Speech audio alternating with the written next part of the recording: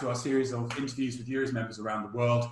It's a great pleasure to be back together with Fiona Mougenot, Daniel Tostado and Rohit Kamath from Expat Partners. It's really nice to see you all. It feels like we did this last, Fiona and Daniel, about a week ago, but I know it's been months now. Just a measure of how weird time has become for us all. Fiona, if I can start with you, I'm going to go around and ask each of you the same basic questions, but can you tell us where you are and what's happening right now?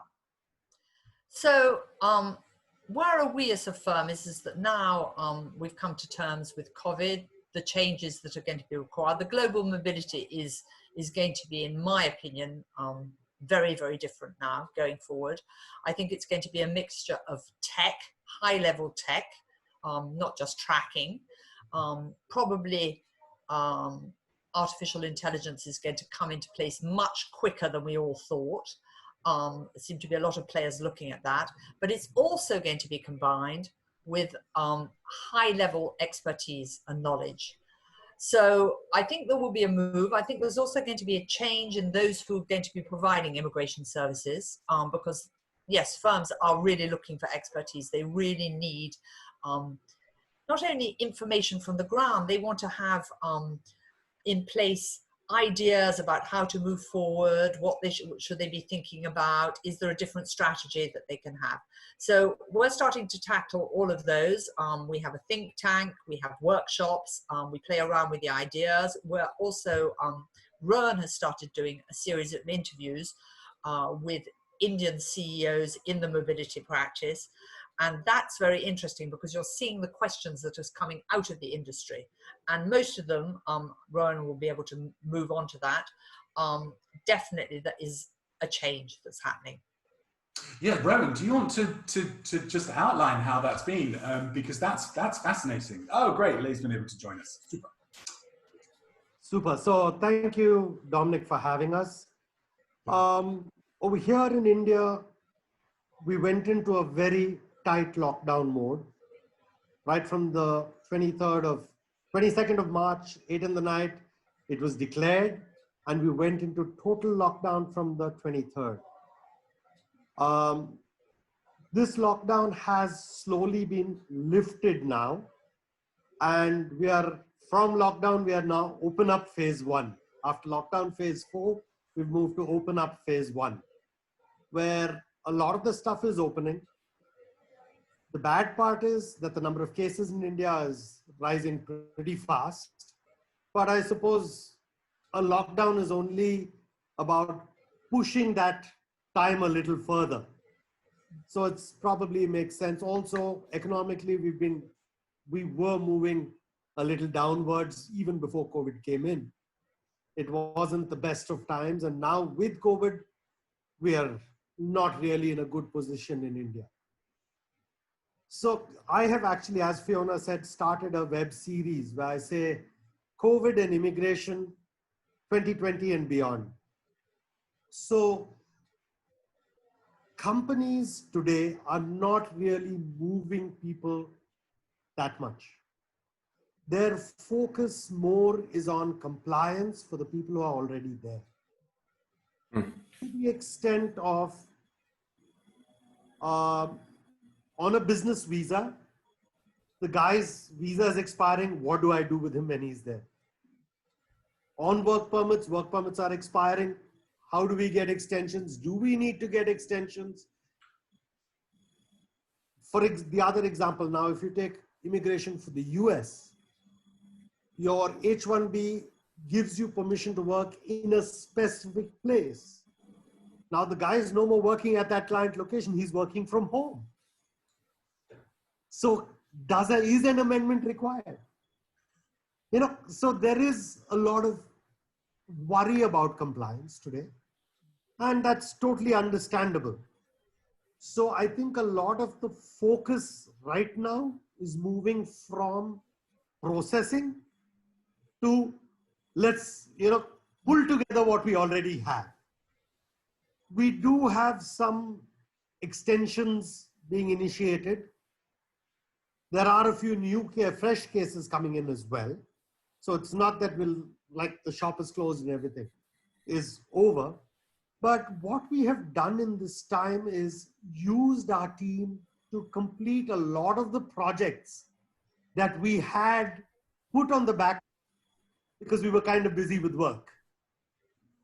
So with work slowing up a bit, we are spending more and more time on these projects, bringing them up to date. For example, our whole team has now completed the MIM training. So things like this are being taken up and happening. It's funny how this breathing space has enabled that to happen. And again, I do congratulate you guys. You were the first people to take a big interest in the MIM program. And, you know, that was terrific of you. So thank you very much for that. So that's very interesting in terms of many things, because obviously what we're seeing in Europe is a gradual reopening. You saying you're in phase 1. I think the UK is also in phase 1. Daniel, where are you in terms of reopening at the minute? Right. So within the Expat Partners team, I help process all the private clients' applications. From the vantage point of immigrants that are in France, it's going to be different from those that are outside of France. The borders are closed to all who don't have a visa. The prefectures are supposed to be reopening in 12 days on June 15th. Yeah. And the consulates abroad are still closed. So finally, we are seeing some internal movement here in France, which is a good sign, because that means that they're able to start taking care of the foreigners that are here that are looking to renew or change their status. And there's a lot of inquiries, a lot of consultations that are coming out of that right now.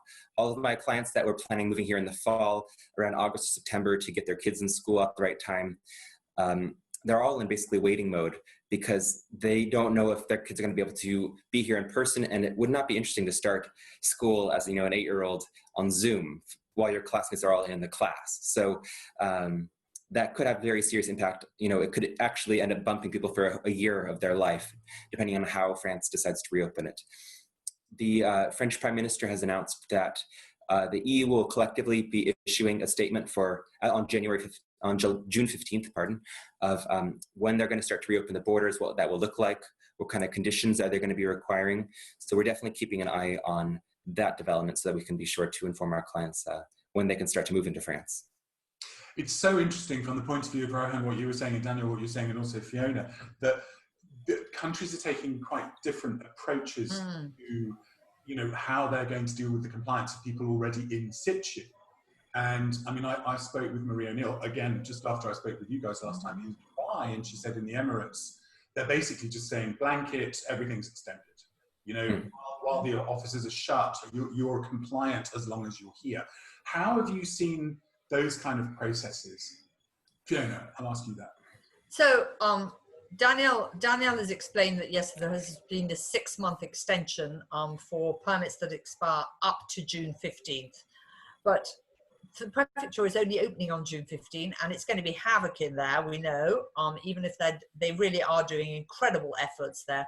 They're moving much more into a digital version and online, but still a lot of their team or staff have not actually been in the prefecture, so there will be delays. But one of the things which I think is very interesting, which we haven't really looked at, which came up again in my interview this morning about Italy, is that a lot of these countries across the world have put in place or haven't put in place. What happens if you are, let's say, an Indian national, you have a French permit and you're in India and it's expired? Now, there are special Schengen rules on that, and it's quite complicated to go and get the forms, etc. And will the airlines recognize that? So most countries, like Italy, are saying, actually, the advice is that you should get a re-entry visa. But to go and get a re-entry visa, the consulate has to be open. You have to get an appointment there. And the consulate then has to contact locally, so for Italy, into the police stations, here in France, into the prefecture, to see that your permit is actually really a permit and not a fake, and that an extension is going to be either issued or has started or whatever, so that they can issue the re-entry. So it's not something that's happening overnight, whereas business, and I think that all countries across the world today, economy put everything on hold worldwide to protect people. Now we're going into a reverse mode where economy has really got to pick up, because otherwise people are not going to be protected. They're not going to have the jobs. So we've got to find a balance again. And people who are needed on site, yes, they're needed on site. Now we know, because we have cases, that when it is required, you can actually get people in. Yeah. It's like Spain. Spain is the same. If you can show a high level of requirement for the economy to have people working who are non-EU nationals, you will be able to get them there. See, this is what we've been trying to do in Europe. We did some research over the last month. Tom's actually collating the results of that right now. Try and say to governments, look, we've now done a rough estimate of what this industry means in all of its forms to local governments. So that's very interesting to hear that Spain have done that. I didn't know that. So yes, Spain has done that, and Lay can tell you, because it's Lay's clients who are coming into France. They arrived on the 8th of April. Wow, let's want to talk about that. Lovely to see. I'm sorry we can't see you, but we can hear you, right? Yeah. Hi, Dominic. Hello, everyone. Sorry, I got a technical issue. So yeah, we got this client. Well, they're working on an international project, as you know. So that's why I think maybe that's the reason the consulate, still issues visa for them and allow them to travel. So it's on like individual case, like case by case. So, but generally, most of the applicant, they don't accept new applicants applications now. So, yeah, that's our that's quite a pain now. Yes, but we got. I mean, Lay was able to lobby this, and we got 21 Chinese nationals who came in. That's amazing. I mean, that is amazing. It's interesting that everyone I've been speaking to over the last couple of weeks, I mean, at the beginning of all this, when we were all kind of in, basically in shock, that's changed. People are now saying we are now having to be the industry that we were always built to be, more important than ever, really. This expertise, the level of expertise, what the DSPs are doing, what you guys are doing, it's never been more important than it is now, because there's been so many changes. Daniel. Yes, just to add on to that, it is changing, and I think Fiona's doing a good job for keeping us in mind to be dynamic with the industry as it's changing. Less people need to get sent abroad if everyone can work on their computers from home. So does that mean that the face of immigration starts to change? Does it become more personal and less professional? One thing that I'd like to start advocating for within the legal community here in France is a visa that would be specific for teleworking. Yes. In terms of, if you are, let's say, an American working for a Californian company and you can work from anywhere, well, why not come to France? And so you start to pose the question, well, if I was to do that, which category would I fit myself into? And the way that the French do it is they say, well, there's two options. There's the visitor visa, which does not authorize work in France, but then the consulate still allow you to get it. It has some compliance issues, or the entrepreneur visa, which is also not necessarily a good fit because you're not starting a company here in France. You are just an employee teleworking from abroad. So neither of these boxes are good fits. And meanwhile, we could just create another category for these workers with a special, taxation scheme, making it clear how it all works. Are they allowed to access French nationality eventually or not? If we define those roles, then that will give clarity to foreigners in the administration. But if we're not adapting French immigration code towards the new norm, then we're just lagging.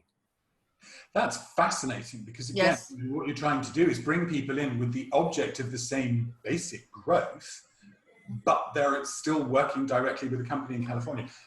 But we're going to have that, Dominic. I mean, this is something which the whole industry has got to think about worldwide. I mean, yes, it's very cultural. And it certainly started in the US, but now it's more and more in Europe, and I'm sure that it's going to come to Asia as well, where, yes, a lot of millennials, they don't want to be in an office, they want to be able to travel, and a lot of the jobs, they can go and do that sitting in South America and locking into their computers 3 days a week. It's amazing how that psychology has altered over this. Yes, but immigration has to take a stand on this. As Daniel says, what are they? Are they visitors or are they workers? They don't have a category. Yeah, and again, like you said, Daniel, then there's all the tax implications of what's happening in terms of their salary and how they're being paid. Fascinating. And you're right. I think this is actually something we should probably between us pick up and run something on, you know, touch wood, we're all in Seville in March, because I think that's by the time we get to March, this is going to be a reality. So yeah, bringing that up, that's fascinating. I think it'll be a real subject. What I would like to say, and maybe Lei has some comments, and I'm sure that Rowan has, is that what we have found here is that because, of course, China came out of this much faster than, well, earlier than we did, because it started earlier, they have been really the example for us that having an office there and business coming back into that office means that, yes, we're quite confident that business will change, it'll be different, but business will still continue. You know, global mobility is not going to stop overnight. It'll change, but it'll still happen. Yeah, yeah. right. Yeah, please. Sorry. So Yeah. Taking Go over on. from what Fiona was saying, I was thinking also that, so our line of business was about processing cases. It's moving from that to being an expert, to giving them solutions. It's not about processing anymore. How can I understand your problem and deliver a complete rounded solution to suit you, your industry, your everything? We have a very interesting company from India that we're working with now, and it's a mid-sized firm. They're in artificial intelligence, and they came to us and they asked for a study on the best solution for opening up an entity in Europe and developing their European business. And was that to be in the Netherlands or in France? And so we had to do a business study. It's not pure immigration at all. You know, it's tax, social security, and of course we're doing that with our partners as such. But that's where certainly I think the industry is moving towards. I think you're absolutely right. And certainly the people that I've been interviewing and speaking with have been saying the same thing. And again, that sort of adaptability is obviously it's so key. I don't mean to, you know, say something that's obvious, but in terms of, you know, where we were when we all started first talking about this, it was like everything's on hold, it will all go back to normal. Now, what we're hearing is everything's been on hold, everything is changing, we're adapting fast, and we're looking at what we can do to address the needs of our clients.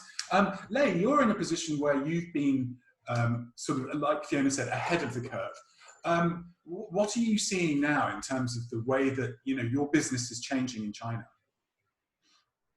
Okay, so I totally agree with Fiona and Rowan that especially like I think nowadays I have like more close contact with my clients, because previously they can just hand over their like application, their cases to us, but now they look for a solution. So like for example, what it will be like, because their project may be suspended or delayed.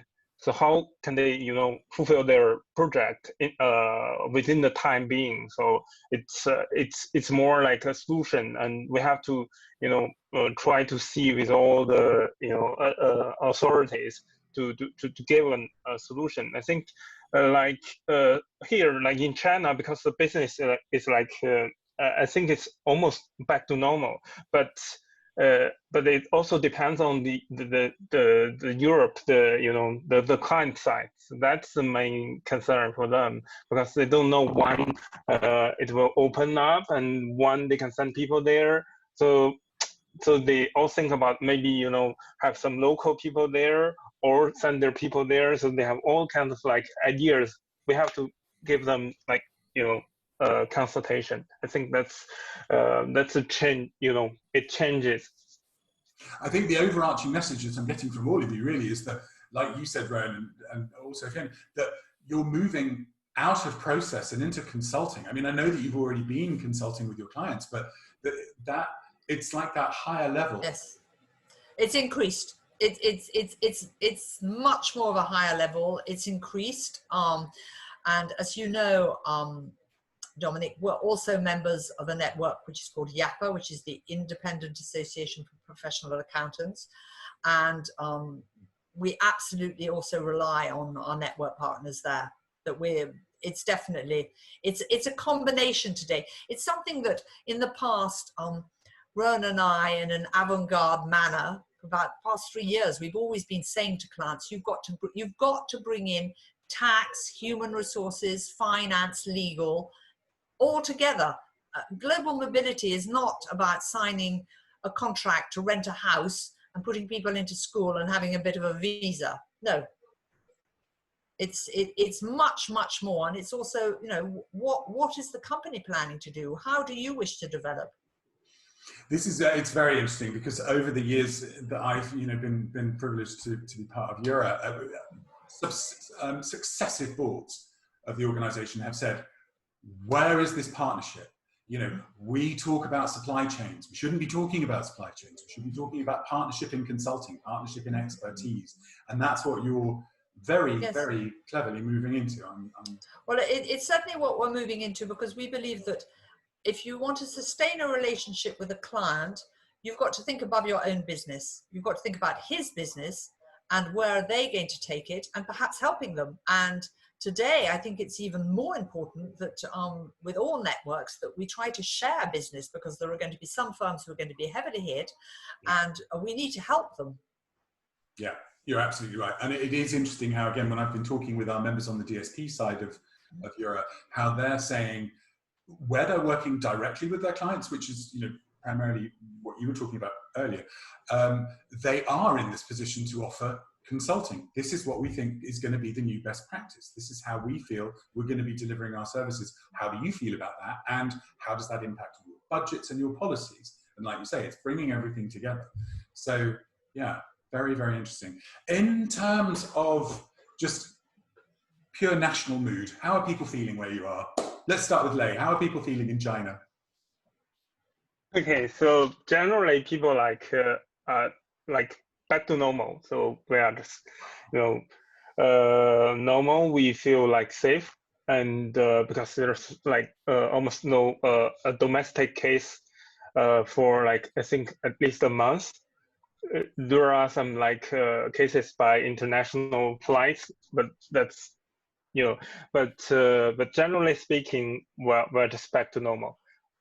Yeah, that's amazing. That's amazing. I did speak to one of our members, Dima, and he said the same thing a couple of weeks back. Rowan, how are people, you're in the midst of this right now. How are people feeling in India? So if you ask me, the mood is not really good.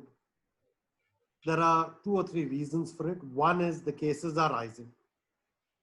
2 is we have a problem in India, which we are calling the returning migrants. So the labor, the lowest labor class who actually do the digging and the construction work and everything else, they're all from a few states, and they've all traveled thousands of kilometers to come to their place of work. And suddenly they're struck with this.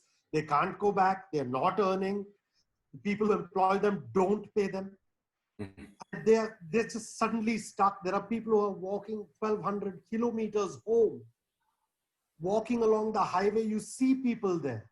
Yes, you've got one girl with a bicycle that hit the news, and she's going to be taken by the, yeah. So there are a lot of these happening. That's on one side. Today has brought it a little further down because we have a hurricane hitting in Mumbai. Mumbai is our worst hit city. And on top of that, it's the worst hurricane they're expecting in 129 years. So, you know, people, also the instructions coming from the government are not totally given completely. Thanks to which nobody knows, oh, if I go back, will I be put in quarantine?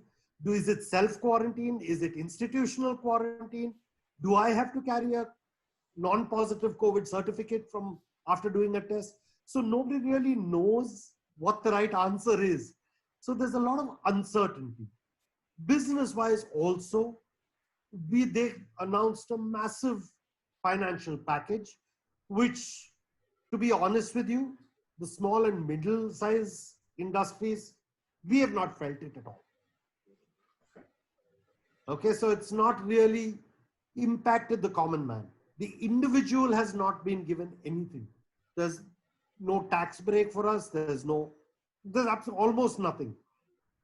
They gave us a moratorium for repaying the loans you've taken, but your interest keeps going on during that period. So suddenly you take 3 months off and you're paying 7 EMIs extra. So it really doesn't make sense. So it's not really fantastic. We're just hoping and praying that it starts looking up over the next little while. It's an entirely different situation, and this is what's been so interesting, talking with our members. I read a blog this morning from Dean Foster, Dean Foster, cultural commentator, saying, basically just reflecting on what's happening in America, and it chimes very much on with what you were saying about how, the aid packages in your country and in the United States really haven't affected the common man. They have affected corporations.